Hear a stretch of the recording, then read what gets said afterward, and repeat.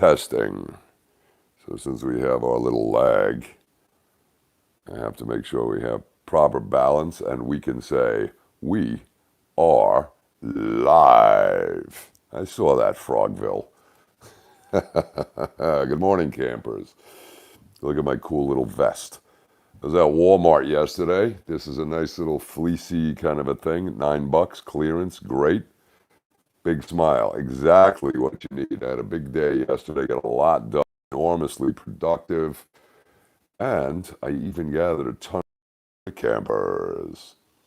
All right, got to do a shout out to Nisha, who is over in the automotive department over at Walmart, and I'll tell her to check because there you are. I showed her the channel, and we were talking about it yesterday. Jacqueline is in the house. All right. Yeep, yeep. And Constance with a GM. G means good morning, not General Motors. I knew that. You can't fool me. All right, so let's review.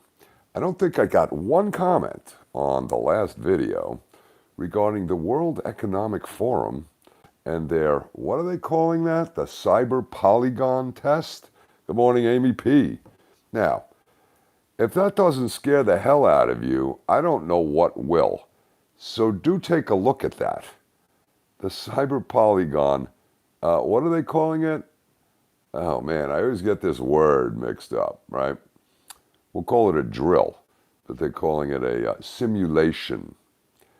You've heard about other crises that we've occurred on the planet that have had far-reaching effects in simulations, right?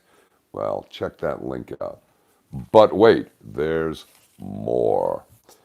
So that was number one. Number two, I put the picture in there of the flowers, and somebody was very astute and noticed the orchids. Now, the orchids are there on the table in little pots, and I put the other flowers in front of them, so we created the little Dalai Lama's garden. So it's a beautiful colorized thing, and just wanted to share that to make sure WJ out there, down under, got acknowledged because it was his great idea, get a bunch of flowers for Mother, and I did, as I said I would, okay?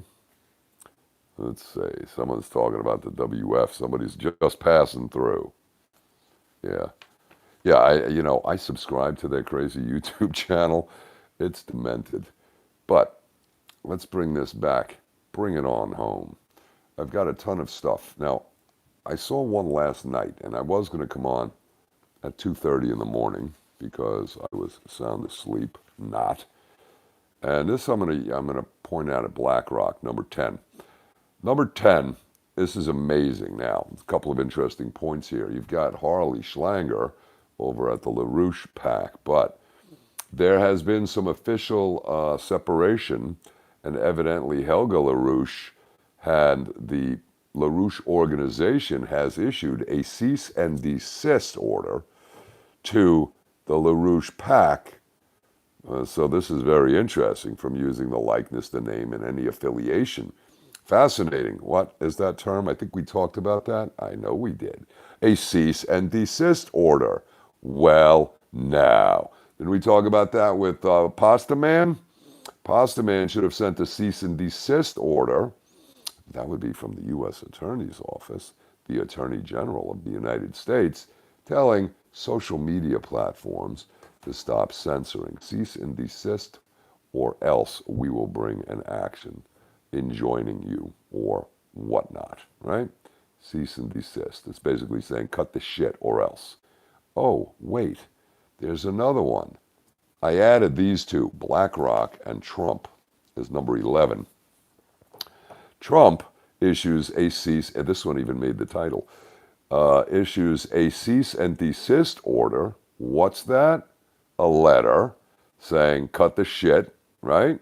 And this is issued to the RNC. Stop using his image, likeness, and I think his name to do fundraising.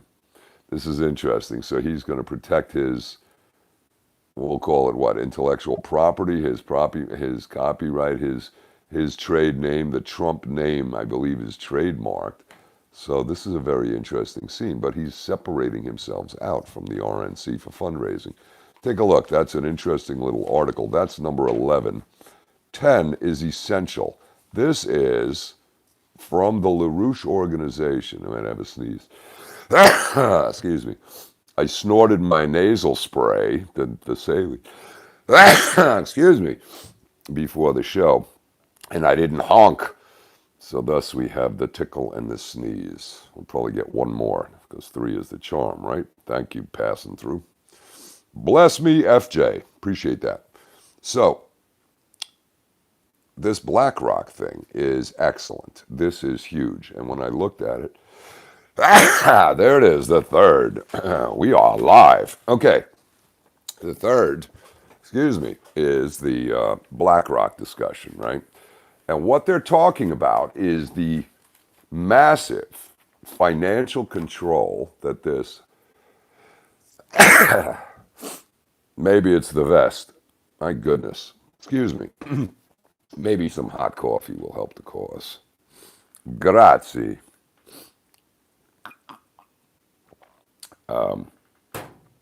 Massive financial control that these guys have. BlackRock, Vanguard.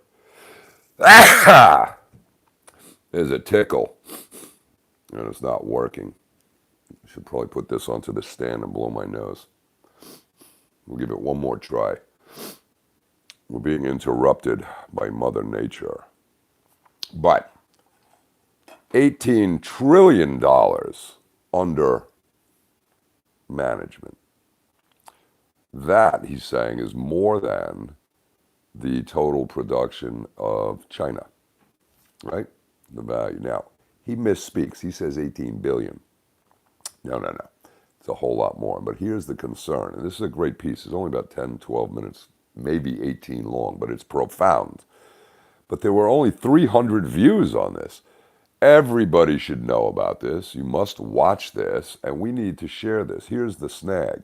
There's no regulation on these guys. And I said this 20 years ago. I was like, wait a minute. All of these hedge funds, private investment groups, are not regulated. So they don't have to disclose what their holdings are.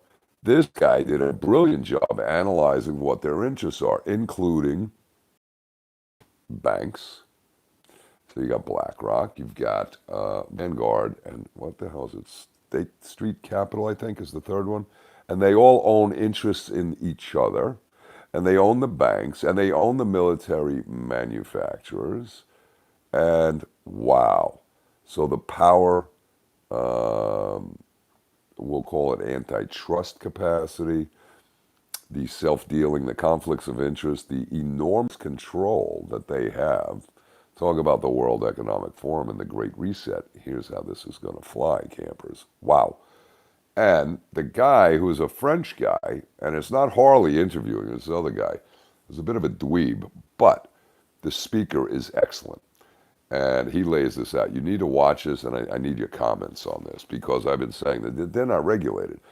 And these are the same clowns that got the federal law, the tax law, creating a characterization of income by managing a hedge fund or an investment fund. Their job is managing the fund and making profit. So that was ordinary income to them, but they got that characterized as a capital gain. Capital gain is like a passive income, right? You buy a piece of property, it goes up. You buy a stock and it goes up after you hold it more than 6 months was the old rule. I don't know these days, but probably the same. It gets treated at a lesser tax rate. So why is the ordinary income of these billions and billions of dollars of income to the managers of these funds, right, being treated as a capital gains? Ooh, campaign contributions. How much do they own companies as well? Amazing piece I found for you. Check this out. If you want to go hear more on it, go scroll back a couple episodes prior on that channel, and you will see the Helga discussion, and they issued the cease and desist to the LaRouche PAC. Interesting, I thought. Hi there, Candace. Oh, Candace, I was thinking of you. I always think of you in the morning because I know you're out in California early. So we're at 10:30 here. So it's the middle of the night in Australia, and it's early morning there. So I saw your guy, Greg Glazer, and the interview you sent me the other day. It was live. And I guess he's appealing, which means he lost. And that's kind of what I said, wasn't it? That you can't ask for judicial notice of the ultimate fact. I mean, it's a great concept, but the judge isn't going to do it. So, I mean, I haven't gone back and watched the whole thing, but I was thinking of that this morning. So I'm glad you chimed in. Thank you, ma'am. Let me go back to BlackRock. This is unbelievable. So they are running the world and they're not being regulated. So big problem. If they were regulated the way other stock companies were, they would be restricted and diversified, shall we say. Now, our brilliant reps could be told about this. You need to do it, each and every one of you. And they do have an international scope. Huge, huge, important problem. I was going to do an audible and just talk about this, but I'll throw that in as number 10. Number 11 is Trump's cease and desist. And so he knows about cease and desist. What?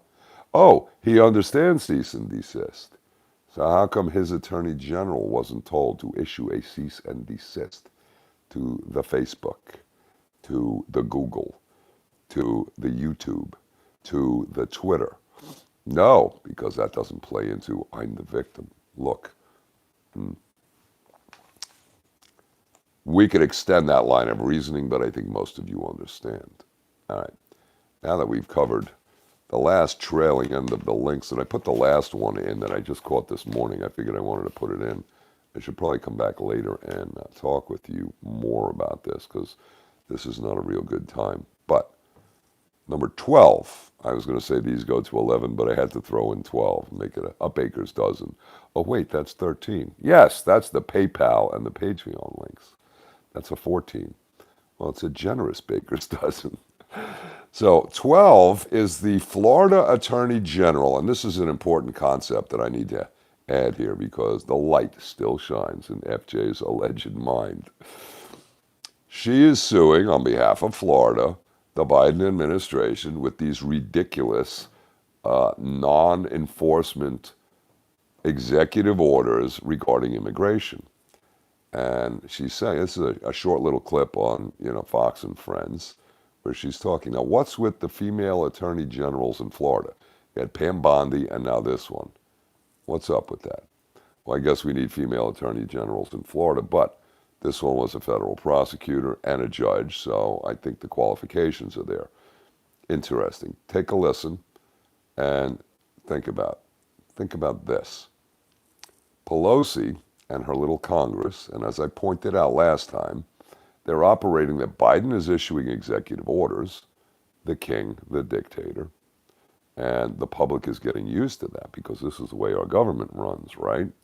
Then we have the Queen, Pelosi, who has received the proxies from many members, I'm not sure how many, of her representatives, of her members, so she gets to cast a vote. So she single-handedly is passing legislation. Excuse me? All while they're protected by their barrier, guarded by razor wire and our own military. That this doesn't look like a coup to you? You decide. But wait. In one of the claims against Trump in the first impeachment, there was a claim called abuse of authority. Do you remember that? In the abuse of authority claim, they were saying that Trump abused his authority in dealing with Ukraine. Now, the reality, as I see it, is that Biden did that when he told Ukraine to fire the prosecutor or don't get the money. In addition, I think it violates multiple criminal statutes as well. Where'd you put my lighter? Great vest. Too many pockets. Oh, no. Flame on. Fantastic Four. All right, here's the thing. What Biden is doing is an abuse of authority. He's sitting there pumping out executive orders. And who's writing them? Who knows? Is that not an abuse of authority? Do tell. And Pelosi, on the pretense of protecting her members from the COVID. This is annoying. I know there's a lighter here. I see it. Piglet's not here. He would have told me. We got to get him out for a walk. It's clearly an abuse of authority. It's clearly an impeachable offense. It clearly is a violation of the whole concept and rule of American law and government. But they figure they pull it off, so nobody's going to step up and slap down. This should be an impeachment. This should be an injunction by a federal court on the basis of an abuse of authority. Got it? But then you have the blather. There was a clip which I didn't put in, which I guess I could, from Sky News in Australia, right? Nate is saying Biden's 100% compromised. I don't know if he's compromised. He's completely blatherbrained. Different issue. They're not twisting his arm to do anything. I think he's just going along because that's what he does. I'm the president. Well, I think what's the name of that office? Come on, you know how it goes. Yeah. He can't remember the name of his Secretary of Defense in this little clip, and he keeps calling him General as if that's a problem. He can. And he can't remember that it's the Secretary of Defense. I mean, holy shit. I'll put that one in at the end. It's a 2-second clip. Blathering, blithering idiot. Okay, Nate, we got your point, if you say so. I'll just say prove it. Okay? They. Who's they? The Q team, they own him because nothing can stop what's coming. The storm is upon us. All right. So the guy can't remember the name of the title Secretary of Defense, and then the guy's name, but you know how it goes. So this is our president. Overwhelming majority. Massive turnout. The largest ever voted for this guy. All right, let's spin this up. I got to put that in. That's from Sky News, Australia. Now let's jump to the top of the list, shall we? Spiro on vaccines. New Mexico mandate litigation. Now, several people sent me this. I thought, and I still think I did, I know I mentioned it, that Karen with an I out there in the mountains out west, without identifying the location, sent me the link, and I believe it was from the Hill. Or maybe the Hill has it. It was someplace else. It was out of a New Mexico paper talking about this lawsuit. It came out on the 3rd. I think that's the one they took down. It could be. I'll check. Or maybe I didn't post it, but I'm posting it here for you. So Spiro interviews the attorney. This is Garner, who is handling the litigation. And we just interviewed an attorney named Garner over here on our potential litigation. And I didn't ask her if she's related, but whatever.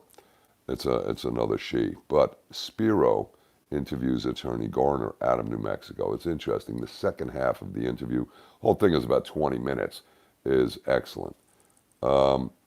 This case was brought under the Food and Cosmetics Act about mandating vaccines and not. And I thought that was curious, yet I don't think that was discussed here. They didn't get into the meat of it. They got into the concept.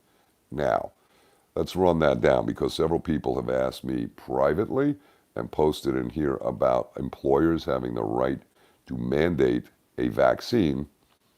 And we know the EEOC, which I got straight, has approved the notion that the employers can mandate vaccines for their employees and they won't be out of bounds. However, it's not a vaccine, it's an emergency use authorization. It's not licensed and it shouldn't be until 2023 when the clinical trials are done. And that's the argument. Now, that's number 3 is the link. And number 2 I'm putting in, which I put in, it kind of fits, it's influenza and vaccines. Take a look at the synopsis up top. This is from 2005. This is an article from John Cullen, John E. Hoover, in one of the links. I spent a couple of hours going through his stuff, and it's excellent. And he also posted some cool links here. This is one of them, the influenza and vaccines, showing the conclusion that there really is no benefit of the elderly, who were the majority of people dying from influenza on the vaccine, that there was no noticeable difference as a result. So does that mean it's not helping? This is from 2005. Excuse me, before they start spinning up the attempted 2009 swine flu pandemic claim operation. If you read the John Rappaport thing on that a couple of days ago, excellent analysis. Remember? So take a quick look at this and you'll see it with your own eyes. Share that with people who love their vaccines for the flu every year, right? Interesting chunk of info. The next, and it's an official publication, it's PubMed, right? .ncbi, NLM.nih. That would be the National Institute of Health. .gov. Good article. Check it out. Number 2. Number 3 is the discussion of emergency use authorizations versus mandated vaccines. All right. So if you guys are worried, check this. And it's the title says, federal law prohibits employers and others from requiring vaccination with a COVID-19 vaccine distributed under an EUA. Period. So this is the exact argument that counsel is running on the Spiro interview in the New Mexico case. Now it's amazing there that the state, I think it is a detention facility, so it's like a prison, and they wanted to mandate that their guys get the vax, and the vax is experimental. The fact that they fired the waitress, according to Tucker, up in New York for not taking it. This is a blatant, obvious violation of federal law. Now, the EEOC said that it's okay once it's a licensed vaccine, and it's not. And when we spoke to Mary Holland, she said the same thing. That's the delineation. Then they may do it. And counsel here, Garner, with Spiro, made that point. She said, look, that's the next element we're going to have to fight, but we got to go one step at a time. She's absolutely right. So that's unaware. This is the same group of lawyers that is working with Pam Popper, and Ohio stands up. This is New Mexico. NM stands up. It's a good little interview. It'll bring you in the loop. Check it out. So number 3 is the discussion of the authorizations. Number 1 is the interview. And number 2 is the impact of vaccines on influenza. Well now. Okay, number 4. I promised you last time, and here it is. Remember that this mysterious transcript was supposedly leaked? Well, it's starting to make its way around there. And I saw this, I don't know, several days ago. I know that Karen sent me the whole thing. Ed up in Massachusetts, shout out to both y'all. And discuss this. So what I'm doing, and a couple of other people sent me links. I don't remember which one I'm grabbing. This is the story behind it. Now, this is the Populist Press. Linwood whistleblower connects very important dot on deep state surveillance. All right. That's presuming everything in there is true. That's right. There's 2 sides to a story. This witness wasn't cross-examined. Was he?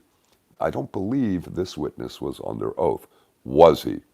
Now, what's great about this little article is they talk about the conservative treehouse, and they put a link in it that works, boom, and they put a link into the full transcript, which your faithful FJ pulled for you as link number 5. And it's a short transcript, you know, deposition transcripts. They're all double-spaced. There's lots of space. It's 191 pages. Well now. So I haven't read the whole thing. And just for the record, I've done hundreds of depositions, hundreds of transcripts. Some are good, some are incoherent. These court reporters sometimes can really screw up a transcript. So if you're conducting the deposition, you call the court reporter. You want to make sure you get somebody who's accurate. They also do video testimony, etc. But this is a pretty good read. It's coherent. So you can whip right through it. The first 10, I believe, I'll say 14 pages is what Ed had synopsized for me. It's pretty juicy, and they're talking about what Nate was calling the compromise of Justice Roberts, and some pretty strong allegations about the abuse of his kids prior to him adopting them through the Epstein operation. So again, is the guy under oath? Was the guy cross-examined? And where's the evidence except for this guy's testimony? Is this just put out as fake news to throw raw meat to the crowd? I don't know. I'm looking at it objectively. I'm not saying it's not true, but I'm not saying that it's conclusive by any means. An interesting read, take a look. So I'm giving you number 4 is the story with links to the conservative treehouse story, which is probably worth looking at, and the actual PDF, which I pulled for you in link 5. All right. That's the transcript. Not bad. But I mean, I can't read that on the phone. I guess I could read it on the big screen. It annoys me, so I like to print it and read it. And speaking of Pam, I told her, oh, good. So we don't have closure on the CDC case. They appeared and they need to rewrite the brief. I'm like, okay, good. So maybe I'll treat myself and read that complaint, which has been sitting here for a couple of months, and I can get it off my desk, which I still haven't done, but that's okay. There's lots of other things that have to happen in life. In a case that is not really live on the list.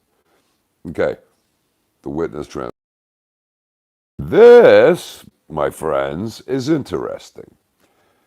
My favorite, and I say that facetiously, is genius Dr. Siegel on Fox News. This guy annoys me to the point of rage sometimes, where he's there, he's like a fluffer, and he just is trying so hard to be a good little puppy, and he wants a pat on the head like a good little puppy when he's on the Tucker show. So here he's on a Fox show, but he announces that, and what link did I put in? They've discovered a new antiviral treatment from Merck. Everybody's got to get it, but it's a treatment. It's a therapeutic, not a vax. It says the drug causes quick reduction in virus. There's an article, and if you scroll down, there's the little video from Dr. Siegel. And it's cute because I had a tough time getting that to load. It would play for 3 seconds, it would repeat, then play for 3 more, and then repeat. So I don't know if that was me, my signal, the way it loaded onto their site, or WTF. Check it out. But the blurb pretty much goes word for word what he says in the live interview. This is a game changer, campers. If this smashes down the reproduction of viruses, this is a very good therapeutic. Well, now, so then you got to say, okay, so Merck, you're thinking Tamiflu. I think HCQ does antiviral replication too, right? You add zinc, and the HCQ allows the zinc to get into the cells to stop the reproduction of viruses within the cell. Interesting. This evidently does it too. They've done phase 2, but they have a small group, 179 people. Curious. But I'm just thinking, what's the deep state spin? Merck is getting thrown a bone here, and it's like, okay, we'll do this. They're looking to get an escape route away from the vaxes in case they don't have the results that they need in order to mandate them, or what? I don't know. You tell me your thinking on that, campers. Pretty please. The next one is link number 7, The Blaze. This is the one, actually, this is the one I think that has the video. So I have 2 on it. What do I got? 6 and 7. 6 is the mint. Oh man, it's hard to see at that angle. Hang on a second. Yeah, that is livemint.com. That's an article. And then you've got The Blaze, which has the article and his link in there. All right. Interesting stuff. Next. So you got 2 on that, a double hit. Number 8 is fun. This is a short video. This is SARS-CoV-2. What is the name of it? And Amazing Polly pointed this out way back when. 5 different names for this thing. That's a good way to keep moving the ball, isn't it? It's like Fauci. Mask on, mask off. Simon Says. Yeah. We'll come back to him in a minute. But this says, and it's a good blurb, it's short, but she's great. And at the end, I think she's Australian, so for you Aussies, you can understand this kind of dialect. Maybe you New Zealanders too. We'll say hi to Sally down there. I haven't seen you floating in the comments in a while. At the very end, she says they haven't isolated him. Evidently, there is a $250,000 reward, an award, a prize for showing the isolated virus, and nobody has put claim to it yet. That's 250,000 euros, not dollars, euros. Cute. Take a look. You decide. I mean, give me a break with this shit. Wow. All right. There's more. And the analysis. The BlackRock thing. Very important. Number 9. I evidently put in the incorrect link last time. I put in Millie's promo. This is her documentary. Number 9. Number 9. The PSYOP. Well, that's the title of it.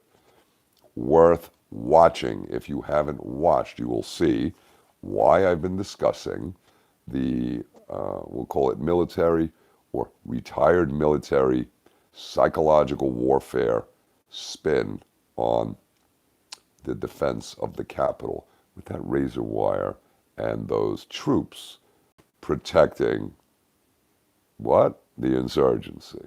Well, now. And these guys know how to run an op, don't they? Great documentary. Yes, Nate is commenting that the flu disappeared. We know, and that's what's so great. All right, so hang on a second. We'll come back to that in a second. Millennial Millie, that's 9. Then 10 we hit. This is BlackRock. Juicy. Very, very important. That needs to be shared. I don't know how to get this out, but wow. A lot of people. So I'm doing my job giving it to you. Maybe you want to share it too. Please do. Take a listen. BlackRock. And then the Trump cease and desist, which just establishes that he knows what that is. Interesting. Yet Pasta Man wasn't told to issue a cease and desist. Farmer Jones with that beer and peanuts thinking he knew about that. He said, well, now, let's go send one to Facebook. Let's go send one to YouTube. Let's go send one to Twitter. But remember, keep an eye out for constitutional violations. It's infuriating, isn't it? And if you don't smile, you could get nuts. Look, what good is smashing your head against the wall? That doesn't do anything other than hurt your head. If you have a real hard head and you do it long enough, maybe the wall will give in. Now, what was Natesky saying there? Yes, it disappeared. Well, there's a lot of great stuff on our John E. Hoover channel. And I'll tell you what, I spent a lot of time on there. He did the interview with Pam Popper. He did the other guy with, what the heck is that, Med? And he presents the data, and it's amazing. And I find this curious, and this is why I said hi to Nisha, because at the checkout at Walmart, because I had to get a windshield wiper for the car and change the oil and all of this little maintenance on the old Blazer, keep it running. And I got all that done. And I feel really great because it's been on my mind, right? The battery had died, so I had to run it and all this good stuff. Making progress. So I said the last time she and I had a chat about politics was when Trump got elected, or shortly thereafter. And she said, look, the bottom line is, he's the president. You have to have respect for the president. I think she's ex-military. I said, right. Now, we had the discussion yesterday about this COVID nonsense. And I said, well, do you know how many children are dead in the U.S., as published by the CDC? And John Cullen brought this out. And he said 72. Now, that's an important link. That is an important video. Pam Popper interview, if you haven't watched. And Taz, here's a shout out, T-A-Z, because he said, I'm so glad, FJ, you put those back in and told us to watch them, because they are important. And Really Graceful was really important too, okay? So there's a reason I do this, and I know there's a lot of homework here, and I know we just love the happy entertainment and my inimitable, quiet, shy personality here, but there's a reason for this madness. It's educational, and I was thinking the other day, I was laughing, I was saying, if somebody just jumps in on one of these and they haven't seen the show before, excuse me, there is so much stuff going on, and it's kind of following the trail. This really should be like the camper's course. You know what I mean? And it develops in time. Because, poor guy jumps in is like, what the fuck? Yeah, so I don't know. But I try to review, you know what I mean? But it's been a long, strange trip, as they say in The Grateful Dead. And the music is coming along nicely, you'll be pleased to know. A couple of people mentioned to me privately, man, did that kid kill it on that communication breakdown? And Zeppelin is always Zeppelin. And I've been playing my little guitar, and my little fingers are nice and sore today. So I think I need, I believe in immersion, okay? And that's why I dump so much info into your brains, because you have to have immersion in order to really learn it. That's my theory. And you get obsessive on it and stay on it 10, 12 hours. So for 2, 3, 5 days, whatever it takes until it's done, right? So that's where I'm about to leap into the music thing. So I'm good with that because we've made enough progress to feel that now we are functional. Right? And then we can bring it up to speed. But you have to dedicate time. You got to do it every day. Fingertips are sore. That's good. So now we can stop. The sun was out. And just to tell you, on Sunday, which is when I spoke with you last, I went out finally late in the day, like 3-ish, and I got some sun. The sun actually came out. It was on, off, on, off. It's been crazy here. I grabbed about an hour of sun, and it was amazing, okay?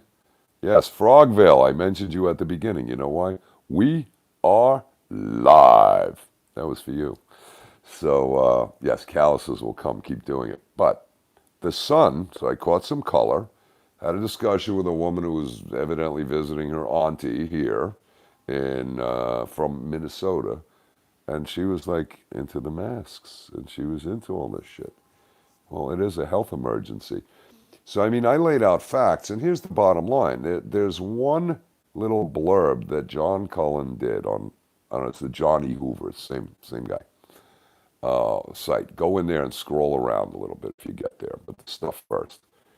And it's talking about what, confirmation bias or just bias. Believe what's on the media, but if you're showing facts, they won't accept what you're telling them. What's up with that? It's an interesting discussion, right? My hand is going numb here. So the Sun, my point on the story is, after she ran off, I think I scared her off. Didn't mean to overdose her, but there was a lot of info. I guess because I had done the show and prepped it with the campers. But the bottom line is, the vitamin D, the suntan, vitamin D is really a hormone. And it really had a positive effect. It relaxed me tremendously, dramatically, got some color, felt healthy, and I slept really good Sunday night. So that yesterday was Monday. Had a great day. I was zooming along from the morning. I was thinking about when I was going to come and hit the YouTube channel here. And I did that probably when? Last night. I should have jumped in around 7:30. By 10:30, 11:30, it was too late. And by 2:30, it was like I was brain dead. I wasn't putting out the proper energy. Know what I mean? All right. That's what I've got for you, campers. Give it a thumbs up. Leave a comment. And if you haven't, do please subscribe. Nisha found it over there in Walmart, and she subscribed. So we got a new subscriber. Who gets a shout out simultaneously? All right. That's the scoop, campers. I appreciate the support. I've got to jump into Patreon and post stuff in there. Apologies, but I've been catching up on real life here, and it's going well. Got the other law firm to forward stuff. It looks like we may have decided who's going to go forward. As a board, you have fiduciary duties, so we had to interview a few. We did. Review the documents, send them to official counsel, step by step, right? And that's where we're at. All right. So again, I appreciate your support. If you like the thinking, consider subscribing to PayPal. Well, I'm sorry, Patreon. Get in there and contribute whatever you like. I mean, that supports this channel, and I still, how much work I've got to do to set up the other stuff. websites, webinars, and whatnot. Haven't had time to breathe. It's the sanity maintenance concept, and the music does help. And then, of course, PayPal for direct contributions, and leave a comment, and I thank the PayPalers. You got patrons and PayPalers. All right. I like it. All right. Thank you kindly. Again, give it a thumbs up, leave a comment, and subscribe. We'll be back at you later. Maybe I'll come in and do a 7:30 show. A lot of info. BlackRock. Very, very important. This guy has discovered and broken the code. Check it out. Worldwide influence. Thank you, campers. FJ out. Bye for now.